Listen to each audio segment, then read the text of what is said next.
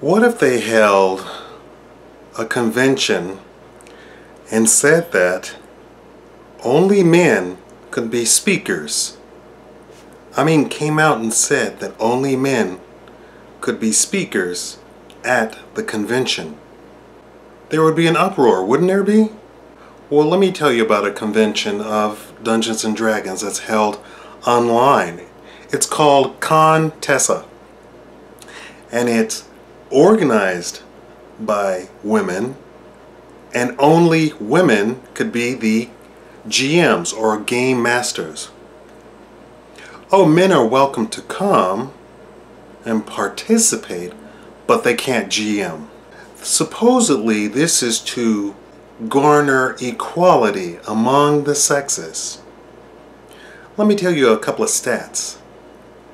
Dungeons and Dragons, which this is all about, is 90% male dominated. There is very few other markets or industries or hobbies that are so dominated by men as Dungeons and Dragons. And in fact, that 90% is being nice to females.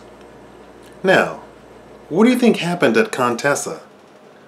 Would you, as a man, would you attend such a convention? And it's online, and it's not only that. Hold your horses. But wait, there's more.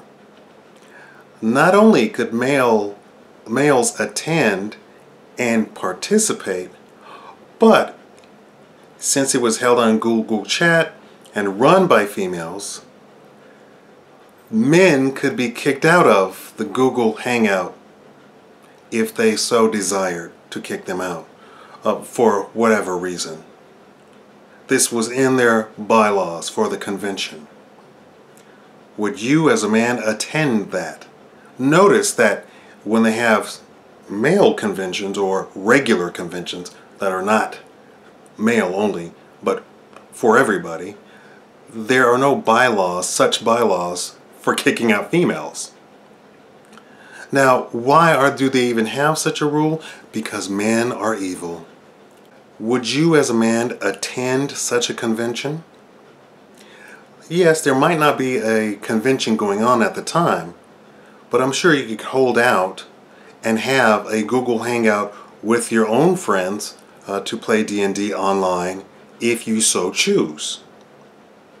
It just so happened nobody showed up, nobody signed up for Contessa. Now what should that tell you? Now there is this big debate going on of the Captain Save-A-Hose and the White Knights who are coming to the defense of Contessa and saying, yes, this is how you should handle gender inequality. This is perfectly all right. Well, I'm here to tell you, idiots and feminized men, this is not how you handle gender inequality. Gender inequality is handled by simply having an open door policy. That if anybody comes to the convention or comes to a game, they are more than welcome to join the game. And if they volunteer to GM, because it's normally it's a voluntary situation, if they volunteer to be a GM, nobody is going to tell them no, unless they have absolutely no experience or something, or it would just be a horrible experience. You don't want to have your convention run by just terrible people. Then the convention will be a failure for the 6 or 7 people in the game. It would just be terrible. It would just be awful, and they would probably leave the gaming session. I know I would. I left an entire convention because I disliked something at the convention. Although people were asked, no, please join our game. I didn't want to join that game. And so I left the entire convention. Having an open door policy is equality. Now, another thing that some of the older men, and a lot of D&D players are older people, 40 plus years old. So it's not a kid's game. You have to remember that the first D&D edition came out in the 80s, I believe. So you have to think that people who were in their 20s in the 80s are now going to be up there. and they're still playing D&D. All of them have said it's a relaxing time to hang out away from the wife, away from the girlfriend, away from females, away from business colleagues, away from coworkers, away from the office, away from the boss, and have the freedom to speak the way that they want to speak in a relaxed environment. A lot of them have said having a female during the game really ruins the entire enjoyment of playing D&D. Yes, for TSR or Hasbro, it might be fantastic to have a whole set of new players who will buy all of the pieces and buy all of the merchandise for the game. But for the male players, because of society today, having a female in your game is not the most ideal situation. Now, let me give you a little bit of scientific knowledge just to throw egg on a lot of this stuff. The people who are 40 plus years old and saying that, they have the right idea. Why? Because in a recent survey, they said that men need the company of other men. Let me repeat that and let me go deeper into that. Men who have at least an hour a week of just hanging out with only men live 10 years longer than men who do not. They have said in the same sort of study that men desire the company of other men just to hang out. Now, let's look at the flip side of that. Women have a girls' night out. Women have girl chat. In fact, it is so honorary and holy, the holiest of holies, that men will voluntarily bow out if 3 or more women are in a conversation together.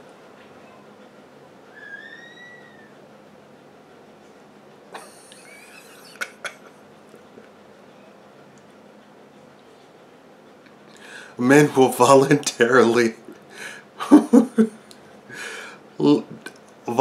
leave if 3 or more women are talking. And they can be talking about anything. They could be talking about politics. It doesn't matter. The man will get up and leave. Or if he was approaching, he will turn away and go somewhere else. Why?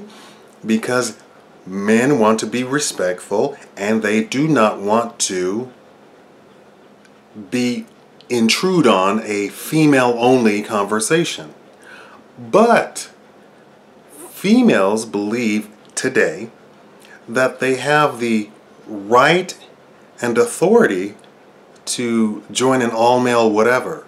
And in fact, they will interrupt into any all-male sort of thing, even if the men are talking about very personal male issues. And in fact, according to the media and mainstream media or what have you, men don't have men talk. Men don't have men issues. According to the mainstream media, men don't have such things. So, what is the right thing? The right thing is, as I said, have an open door convention. Absolutely under no circumstance would you have an all-female Dungeons and Dragons convention? Well, nobody showed up. There you go. And there was people who said, I told you it was a terrible idea from the beginning. And of course, the Captain Save-A-Hose and the White Knights all showed up and said, you can't say that. That's terrible. You can't say that. And the guy had to defend himself and he says, I'm saying what was true. I said it was a terrible idea. Nobody will show up. And lo and behold, nobody showed up. He has every right to say that he had the right idea, that he was correct, and he did tell you so, right? People get upset and when their feelings are hurt. Well, I'm here to tell you the country needs to grow up. Enough with the nanny state, enough with the babying. You need to hear what's true. If you hold an all-female convention in a market that is 90% male, you are going to fail. Why? Because obviously there are not that many females out there who are even interested in the hobby, in the market, in the relaxation of playing this game, this genre. You're doomed to fail. I've never felt any notion of not being invited to a convention, and I'm black. I don't know if you noticed this, but I'm black. And why did I say that? D&D, tabletop D&D, live action, what have you, D&D is mostly, I believe, like 90% dominated by white people, if not 95%.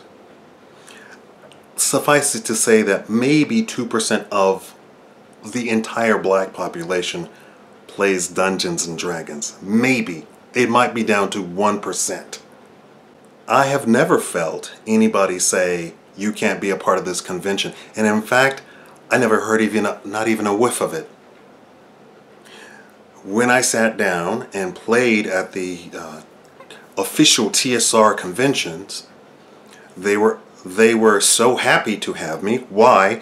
Because I was a min-maxer, because I knew how to play, I knew all the rules, and I knew how to win. It was me that helped the group win. So I never ever felt any sort of notion of racism or bigotry or anything like that, or not wanting me to be present. I don't think I've ever seen a female not invited or not welcomed to a D&D group. Now I can imagine that it might be intimidating for a female to go to a convention and there's largely dominated by men, but that's the notion of the entire hobby itself. It's 90% male. You are going to run into 90% men if you go to a convention. I'm talking about live convention. I'm not talking about online. I don't know what online does, but I know that online, period, men dominate online, period. It's the entire population of the entire United States. 90% of the population online is male. So, more than likely, if you go to a Dungeons and Dragons convention online, you're going to have the same numbers. It doesn't matter that you feel intimidated. That's not the reality. And there's a lot of things talking about fear, and that fear is only in the mind. And this is a prime example. If you are a woman and you're entering into an area that is male dominated and you feel intimidation or fear, that is in your mind. And a lot of times we make these fears a reality. And so then we would go to a convention. Now I went to the convention and left because I didn't like what they were doing at the convention. And I don't mean I didn't like they were doing something bad. It just didn't appeal to me. I didn't like what they were doing. They weren't playing only D&D. There was very few D&D tables. And they were playing these other games that I had never heard of and had absolutely like card games. I didn't go to the convention to play card games. That did not appeal to me whatsoever. I left that convention of my own free will, not because of any fear, but because I didn't like the particular games that they were playing. But a female coming to a convention and seeing all men playing and feeling intimidated and being fearful of trying to join a group, and the fear that you will be rejected is not a reality if you go away without even attempting it. The only time that reality enters into your brain or enters into reality, into the real world, is if you do approach a group and say, can I play, can I join, and they say no. Then that's a reality. Just being intimidated or feeling uncomfortable or feeling not welcomed is not a reality. And that's what I think the entire basis of Contessa was. That the women felt not welcomed or they felt intimidated. That's in your brain. Until somebody actually comes out and says, no, we don't want women in our convention, it's not a reality. Now, I said the older men don't want to do that, but that's just one group at a large convention. That's just one group. You know, if you go to a convention and they don't have a description, this is a mature game for men to be free and to curse and all that sort of stuff. They were telling it, even the younger men, they wanted to be free to curse, fart, burp, what have you, and not walk on eggshells while they play Dungeons and Dragons and maybe drink beer or whatever they do. And I think that's legitimate. You don't want to spend your downtime walking on eggshells, and women do that. Why? Because women can't hang with guys in that sort of aspect. And they do demand that men, I've seen it, I've heard it, I've heard of it. I've joined guilds like that on games. And I've been like, you know what, I don't even curse, but why would I join a guild that tells people that they can't curse? I wouldn't want to be a part of that. That's not fun to me. And I think some people curse and they're funny.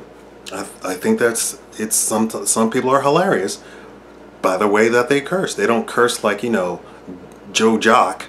They curse in comedic sort of ways. And I think people should be allowed to be free to express themselves on their downtime.